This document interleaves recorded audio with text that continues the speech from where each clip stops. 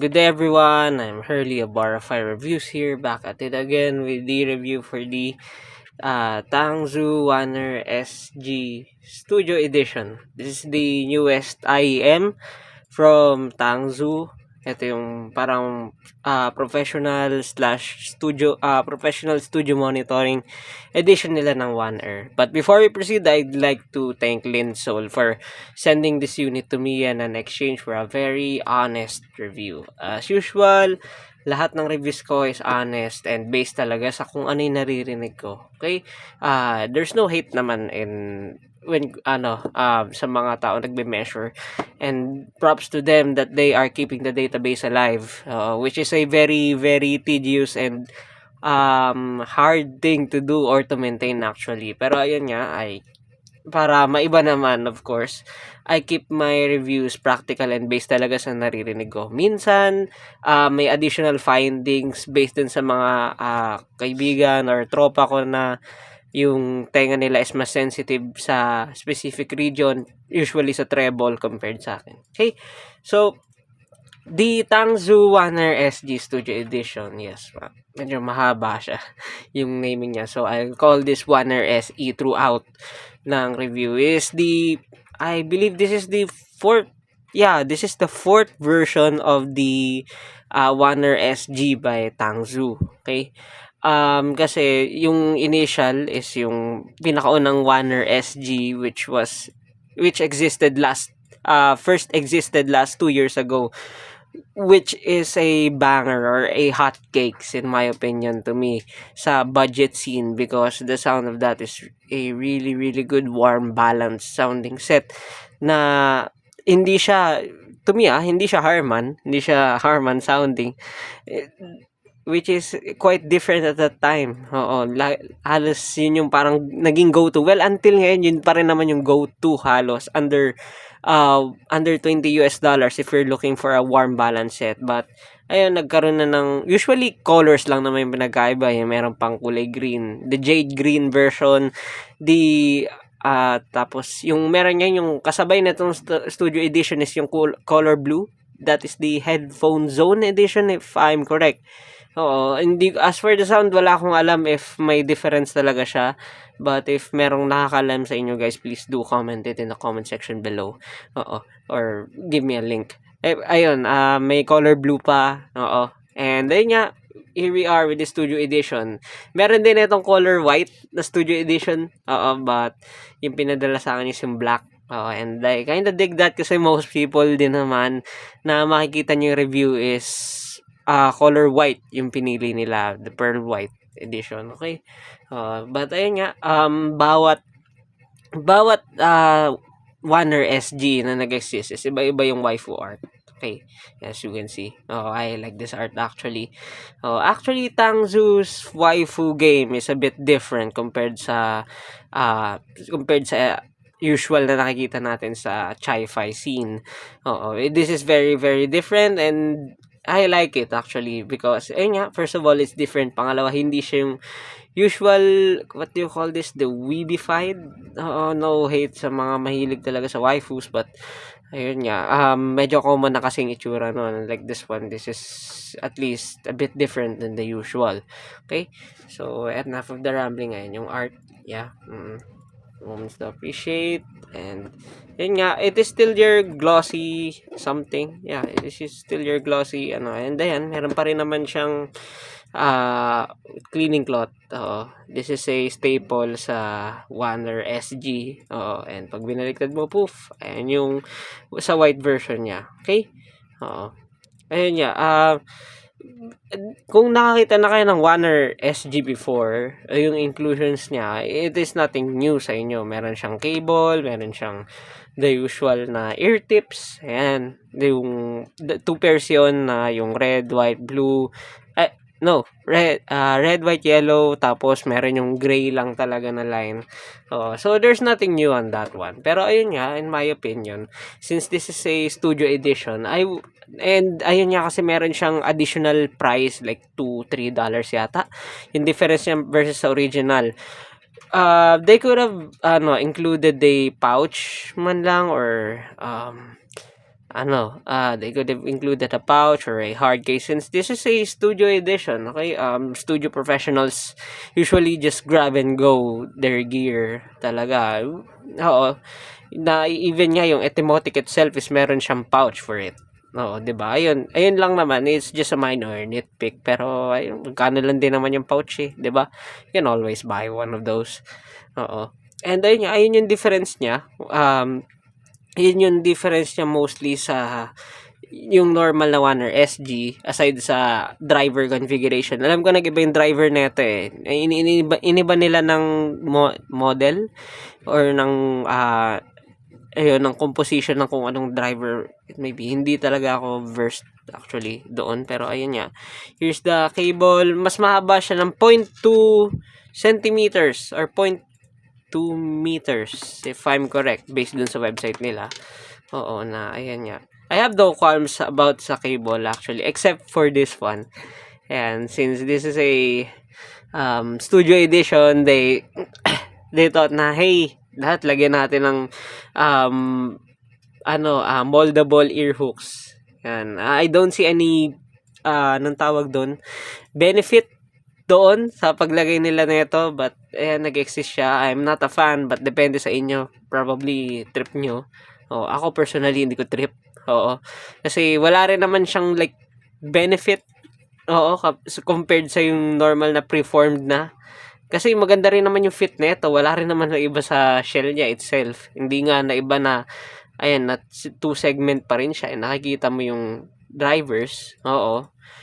Pero ayun nga, hopefully though this is a pipe dream or magkaroon ng version na like what do you call this, a Tangzu Honor SD Studio Edition Ultra or Pro or I don't know or Max na pure resin na solid resin yung shell na ganun pa rin yung tuning of course, tapos preform yung ear hooks, wala nang QDC pin, diba? It would have been nice, it would have been a good dream pero here we are. Okay lang din naman. I don't mind. Magkano lang 'to eh.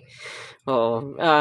That may sound condescending pero in audiophile perspective, it is still nasa budget side pa rin siya. And budget today sa audio does not mean na hindi good. Actually, this is a really good set. Oo. Well tuned to. Okay? So, proceed muna tayo yan sa IM. So, ayun yung IM itself. Diba? That is a fingerprint smudge. Smudge prone siya. Pero yes, maganda yung design. Na-hide naman siya since this is a black. Pero feel ko mas ma-hide yung fingerprint and smudges kapag nasa yung white version siya. Ayan, as you can see, 'di ba? Oo. It is truly a new design. Yan, 'di ba? May nagniningning pa diyan. Pero ayun, move tayo sa sa drivability. This is very easy to drive kahit direkta sa laptop, sa PC, sa phone mo. It would be more than enough. Oo, pero ayun nga, kapag plinag mo siya sa dongle or sa at least 2 VRMs, meron namang mild difference mainly sa refinement ng bass. Oo, sa pagkabuo ng bass. Pero it isn't much na kailangang sabihin ko it's a must. It really depends. It really depends sa setup mo. Pero ayun nga, most most people or studio professionals who are using professional monitoring earphones don't mind that a lot. Actually, meron na silang preferred sound card na nila, whether it be yung Scarlett Red, if I'm correct, or in desktop interface dun sa computer nila. So, it doesn't really matter that much. Okay? Now, as for the sound, ang sound nito as usual, since this is a studio monitoring set and very, very different talaga siya sa yung Honor SG na nauna. This is a neutral, nearly reference sounding set on a budget. Neutral to, as in like neutral. Hindi siya neutral Harman. No, hindi siya Harman neutral. Literal na neutral. Some people can even call it flat if they want to. It's that neutral. This is a neutral set. This will never be a bass head set. Okay? Hindi siya bassy. Mabilis yung bass niya. Mabilis. Mabilis na at sakto yung elevation ng sub-bass and mid-bass. Wala gaano nagsasapawan doon even on the bassiest tracks as is where is talaga to. Hindi siya bass headset, ulitin ko. Okay? Mabilis yung bass niya, maganda yung detail ng bass niya. Okay? This also means na yung mids niya is free from any bleed. Okay? Yung mids niya is open, very airy if you may. Oo. Wala ganong bleed, wala ganong warmth, which can be a good deal to some and bad deal to some ears kasi wala siyang warmth, wala siyang additional thickness sa sound. Okay? Sa lower mids yun. Lalo na sa upper mids. Yung upper mids niya hindi naman sobrang elevated. Actually, hindi nga siya elevated to me. Pero yung vocals niya, dahil nga dun sa tuning niya, can be perceived as something forward. It can be perceived as forward, lalo na sa vocal-centric tracks. Like pag nilagay mo ko siya kay Leve, ayan, lahat ng usually na vocal-centric, yung kay Adele, ayan, oo, lahat ng even sa mga pop tracks ngayon na vocal, halos vocal-centric, like for example, Charlie XCX, ayan, yung bago niyang album, Brat, oo, mukha lang hindi, pero yung vocals doon is really good on this set, oo, nangingibabaw talaga. As for the sibilance, wala naman. Oo, wala siya sibilance harshness and such. Wala siya nun abnormally. Oo, magkakaroon na lang parang something na overbearing. Oo, like yung akala mo, ay, sibilan to, even though hindi naman talaga. Pag like nakinig ka sa sibilan prone tracks, like for example, sa kay Travis Scott, yung sa sicko mode niya, yan. Meron talaga kasi yung track itself is crispy. Very crispy. Dun lang. Okay? Now, as for the treble, it is, nasa gitna siya actually ng bright and dark. Ibig sabihin, well extended. Wala siya ganong elevation. Yes, that's for sure. Wala rin siyang abnormalities to it. Okay? Sakto lang. Maganda, well extended. Wala kang problemaing peaks or anything. Wala siyang harshness. Okay? Now, as for the technical performance, most neutral sets naman kasi is maganda talaga yung technical performance kasi wala naman siya ganong elevation. Ay, hindi ko sinasabing lahat, but most, lalo na yung mga na-audition ko like Tanch Gym Zero, ayan, for example. And it also shows here sa studio edition sa Warner SE. Yung soundstage niya is wide, very wide. Oh, very wide for a budget set under $25. Sobrang wide, maganda yung height and depth niya. Pero hindi siya super, what do you call this? Hindi siya super immersive. Ayan yung tamang term. Hindi siya immersive enough. Oo, but it is wide enough. Oh, very, very wide. Mas wide pa siya dun sa unang Warner, actually. Which is a good thing if you prefer neutral sounding sets na wide ang stage. Okay? Yung separation, layering niya, it is good. Good enough, more than good enough pa nga for a studio monitoring set and a casual set. Pero kung ininitpick mo talaga, meron siyang minor congestions here and there, lalo na pag busy yung tracks. But it is very, very tolerable sa price niya. I would nitpick it or isasama ko talaga sa cons if and only if umabot siya ng like $80 tops. Tas may ganun. Pero ayun. Yung imaging niya, it is accurate enough. Yes, accurate enough kahit sa games or sa live performances. Ayun, live tracks. Wala kang magiging problem doon. Lalo na sa mastering. Wala nang problem doon. Okay. Now, saan siya maganda i-compare? Siyempre, sa monitoring sets din. Oo. My opinion, kasi dun siya tuned. So, wala na dito yung set ko, pero nakakahiram pa rin ako ng Tanch Gym Zero. Actually, kakahiram ko lang sa friend ko lately. Oo. Yung tunog niya is flat din, actually. Flat, na mas onti yung soundstage. Oo, in terms of width when compared sa studio edition. And at the same time, yung, what do you call this, yung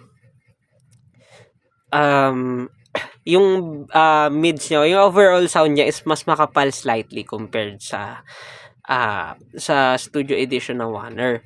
Yung niya, yung sa treble niya, however, is mas less refined siya actually when compared dito. Oo. Pero ayun, if we're talking about something na mas flatter pa, ayan, the Tanch Gym Zero is flatter. Pero ayun nga, yung mas like sabihin natin versatile yung tunog niya na kahit na neutral siya. The studio edition ng Warner is the better option for that. Oo, kahit na magkalayo sila ng price halos. Oo, tas compare natin siya sa since meron din nangingi ng comparison sa akin na ito. 7Hz Aero, ayan. Yung tunog niya actually is nearly the same dito. Mas may sub-bass lang to when compared dito, pero ayun nga, at the same time, mas smooth to, mas yun, mas may warmth siya to it. Oo, compared dito. Yung technical performance is wide dito. Syempre, very immersive dito. Actually, toe-to-toe sila na itong studio edition, pero at the same time mas lamang to, but not by much. Tapos ayun, yung separation is nearly the same. The imaging is nearly the same as X-Square is. However, I'd pick the hindi naman sa pagiging like yung bias talaga. I'd pick the the studio edition in any day. Why? Kasi first of all, halos dito sa Philippines yung price nila is magkalapit lang talaga. Like 200 pesos difference. In USD is like $5 difference. Tapos at the same time, yung fit niya is miles better. If fit isolation, even yung practicality na maging removable yung cable is far more better sa compared sa 7Hz Aero. Paano pa yung yung accessories niya? Literal na non-existent yung accessories ng 7Hz Aero. So, if we're talking about practicality talaga, na wala gaanong compromise sa price, I'd pick the Studio Edition in any day. If we're talking about neutral. Tapos, yung next natin compare is itong TanchGym for You na naka-monitoring mode. Kapag pinag-compare mo silang dalawa, halata dito na may sub-bass roll-off talaga yung TanchGym for You. May mga iba pa nga na baka magsabi na tunog lata siya. Ganun siya ka-thin, ganun siya ka-flat talaga. Flat per se. Yung vocals nila, they're nearly the same na may teeny tiny na parang elevation. That's a good thing to me. Tapos, yung treble nila is about the same. Okay? However, mas wide yung soundstage nitong studio edition ng Warner. While yung TanchGym for You is bawi naman siya sa details at saka sa separation, imaging, and layering. Pero not by much, which is a good thing. Ang ganda ng competition actually. Ito, magkano lang to? $21, while this one is around, give or take, $60, di ba? That's a very good competition. But you can never go wrong with both. Personally, if may pera ako, I prefer the TanchGym kasi flat is of the flat talaga. Pero ayun nga, if on a budget, Warner SE, the Studio Edition. And ano ba? Yung I'd like to compare it with the NA2 Plus, pero it would be very unfair kasi ang layo na ng talon nito. This is like $169. Bro, this is $21. It's not a fair comparison. So, sige, compare na lang natin usually sa mga bargain na usual makikita mo sa market, which is the Etymotic ER2 SE or 3SE. Okay. So, literal na this is the go-to ng studio monitors, studio professionals actually, itong Etymotic ER3 SE or ER2 SE kasi flat talaga siya, dead flat. Okay? Wala siyang coloration, halata mo talaga. Sobrang unforgiving niya talaga sa mga pangat na tracks or any flaws ng kanta, which is I really prefer. Actually, prefer ko yung ganong type ng tunog. And yung iba hindi hindi nila trip yon. Even yung fit ng Etymotic, I prefer that. I like the fit. Okay? And hindi prefer ng iba yon kasi very intrusive yung fit niya. Okay? And mahirap siya i-maintain. Kailangan mo linisin daily if you common sense yun kasi mas deeper insertion. Pero ayun nga, if you want something na talaga, it is for everyone, for the masses, very versatile, casual talaga and such, I'd go for the Warner Studio Edition talaga na literal na grab and go, mura lang pag nasira or pag napalitan, di ba? The Warner Studio Edition is the better option in terms of practicality. Pero if like may pera ka naman, if gusto mo talaga mag-pursue ng yung talaga studio monitoring, professional studio monitoring, and wala kang problem sa Etymotic fit, go for the Etymotic. I don't mind kahit ER2 SE pa yan, 3 SE, 4 SR, 4 XR. Pero ayun nga, if we're talking practicality, yung Etymotic ER2 SE is the better option among all of the Etymotic. Yun talaga yung pinaka-practical. Oo. Na wala kang intinding sakit sa ulo. In my opinion, yun yung pinaka-practical talaga. Pero ayun, if you're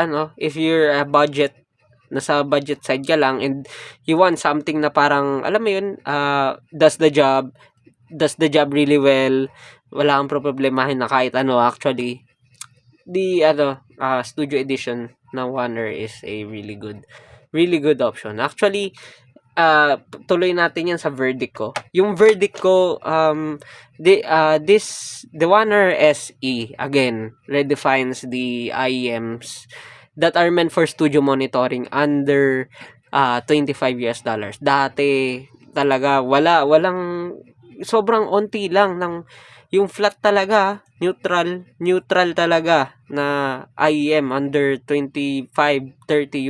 Actually, yung isa doon, yung Tanch Gym Zero, ayun talaga yung dead as flat. O kaya Tanch Gym Ola. Ay, mostly nasa Tanch Gym yun. Oo.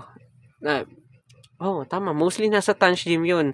Then, ayun, again, the Tangzu 1R SG, finesses it again. Niredefine na naman niya. Oo. And napansin ko din lately na ang daming IEMs na meant for studio, na alam mo yun, capable of studio monitoring, yung napupunta sa budget set. Maraming nag-exist actually. Feel ko nga ganun yung magiging aftermath ng as the months go by. Probably magkakaroon ng ganun na puro for studio monitoring talaga yung magiging parang meta. Kasi probably yung mga tao sawa na sa Harman neutral sounding sets, 'di ba? So that will be a breath of fresh air, if you ask me. Or probably yung mga IEMs na alam mo yun, yung tuned for bass head lang. Ayan. That would be the most interesting era of chi-fi or audiophile hobby in general, na maging ganun yung mga tune sets ulit. But until then, I highly recommend the Tangzu 1R Studio Edition if you're looking for a studio monitors on a budget. And if you're looking for a very neutral set na hindi Harman on a budget. I dig this I dig the sound of this. May mga nitpicks lang ako here and there, specifically dito sa cable, but pwede naman palitan yan if gusto mo talaga. If mag-iipon ka talaga, pwede mo palitan yun.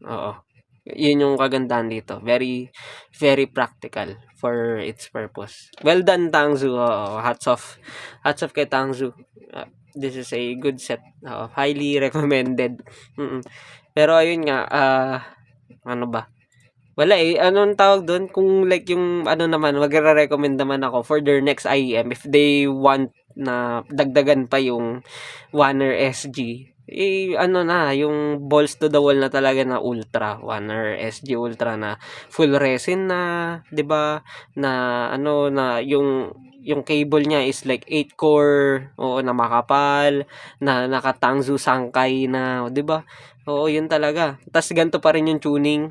Kahit na umabot ka pa ng like $25-30 nun, sulit yun. It would be a nice treat for everyone. Lalo na Celeste Wyvern is in the corner. So, it would be a good competition. If magkaroon ng ganun yung 1R. But until then, that ends my review for the Tangzu 1R Studio Edition. Ang next kong i-review is the KZ-AS10 Pro. And this one. This has been a banger. Yep, banger to lately. As you can see, kita naman din dito sa box. The MP143 ng Hydees. I haven't auditioned the MP145, but yeah, you get the point. Okay, see you in the next one.